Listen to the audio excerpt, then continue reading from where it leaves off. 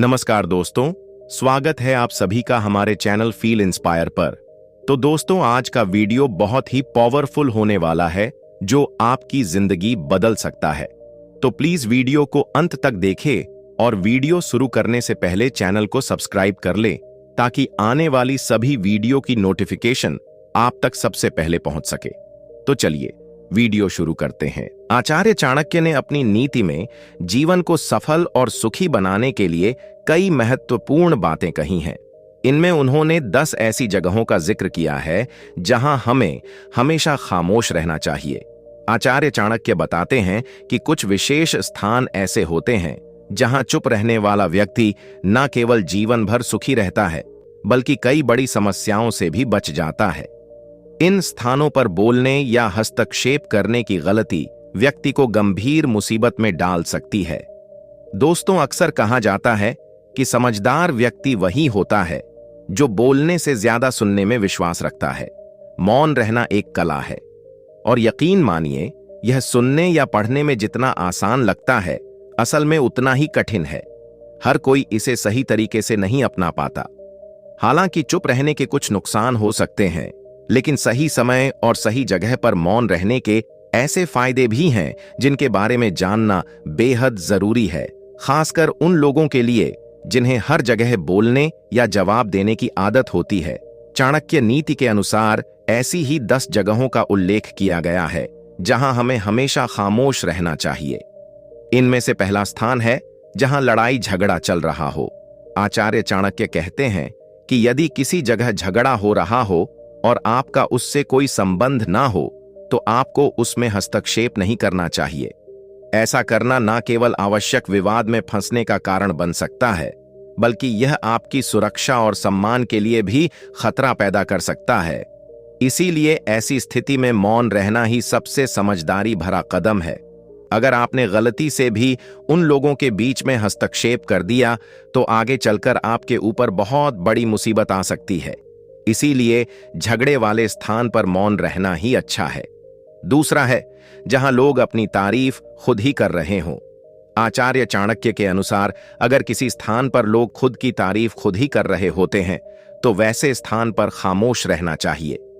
साथ ही यदि किसी स्थान पर अगर सभी लोग अपना अहंकार दिखा रहे हैं तो वहां पर आपको बिल्कुल खामोश बैठना चाहिए। चाणक्य बताते हैं कि ऐसी जगह पर बोलने वाले व्यक्ति का अपमान ही होता है। इसके अलावा वे लोग आपको नीचा दिखाने की भी कोशिश करेंगे। इसीलिए एक बुद्धिमान व्यक्ति को ऐसे स्थान पर हमेशा चुप ही रहना चाहिए। तीसरा है जब कोई किसी की और की बुराई कर रहा हो। जब कोई आदमी आपके सामने किसी तीसरे आदमी की बुराई कर रहा हो तो उस समय आपको बस चुप रहकर सुनना चाहिए और अपनी राय व्यक्त नहीं करना चाहिए, क्योंकि जो आज आपके सामने किसी तीसरे की बुराई कर रहा है वह कल किसी और के सामने आपकी बुराई भी कर सकता है। यदि आपने कुछ कहा तो इसीलिए बेहतर यही होगा कि आप ऐसे स्थान पर रुके ही ना जहां किसी की बुराई की जा रही हो। चौथा है जब आपके पास अधूरी जानकारी हो। अधूरी जानकारी बहुत ही खतरनाक होता है। यदि आपको किसी घटना या किसी विषय पर अधूरी जानकारी है तो तब आपके लिए चुप रहना ही उत्तम है, क्योंकि अधूरा ज्ञान बड़ा ही घातक होता है। यह आपको हंसी का पात्र भी बना सकता है या किसी मुसीबत में भी डाल सकता है, या फिर आपके दिए गए अधूरे ज्ञान से दूसरे को हानि भी हो सकता है। इसीलिए आपको किसी दूसरे को सलाह या ज्ञान तभी देना चाहिए जब आपको उस चीज के बारे में पूरी जानकारी हो। पांचवा है जब सामने वाला व्यक्ति आपकी भावना ना समझ रहा हो। जब आपको यह ज्ञान हो जाए कि सामने वाला व्यक्ति ना तो आपकी भावना का सम्मान कर रहा है और ना ही वह आपकी बात को समझ पा रहा है, तो ऐसी स्थिति में आपको स्वयं शांत और चुप हो जाना चाहिए, क्योंकि ऐसे लोगों को आपकी भावना या दुख से कोई मतलब नहीं होता है। ऐसे लोगों को अपना राज बताकर आपको पछताना ही पड़ेगा। हिंदी में एक कहावत है कि भैंस के सामने बीन नहीं बजानी चाहिए।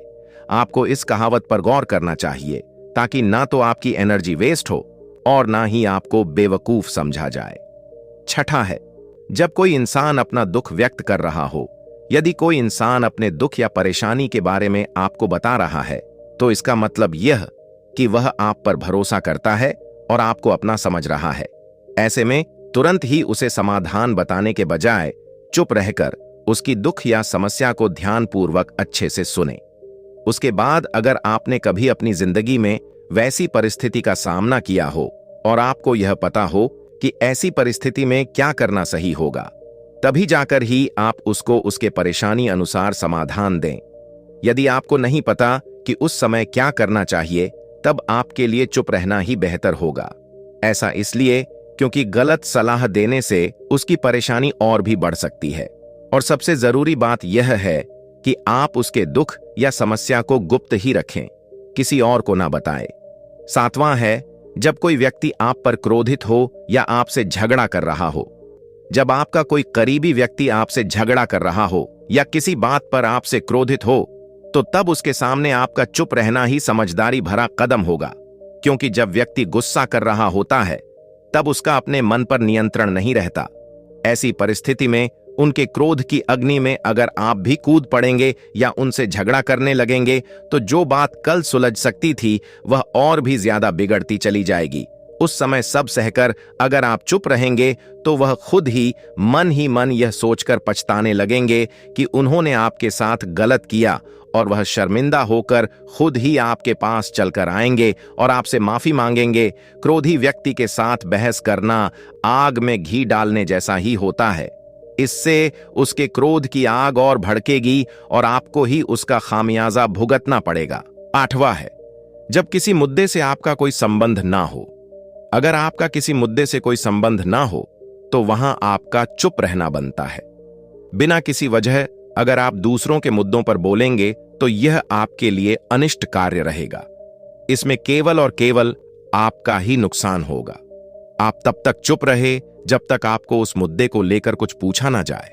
इसके अलावा अगर आपको उस मुद्दे के बारे में कोई स्पष्ट जानकारी नहीं है तो तब भी आप चुप रहे। बेवजह दूसरों के मुद्दों पर दखल देने से आपकी भारी बेइज्जती हो सकती है। नौवां है, जब आप बिना चिल्लाए बात ना कर पाते हो। जब हम बिना शोर शराबे के अपने विचारों को संवेदनशीलता से व्यक्त करते हैं तो सामने वाला व्यक्ति हमारी बातों को सुनता है और हमारी भावनाओं को भी समझता है। लेकिन ऊंची आवाज में बात करना सामने वाले के मन में गलत असर डालता है। चिल्लाकर बात करने से सामने वाले को हमारी बातें अप्रासंगिक लगने लगती हैं और उसे लगता है कि हम अपनी बातों को जबरदस्ती मनवाने की कोशिश कर रहे हैं। यही अनचाहे नतीजों का कारण बनता है। इसीलिए हमें भी चिल्लाकर या ऊंची आवाज में बात नहीं करनी चाहिए।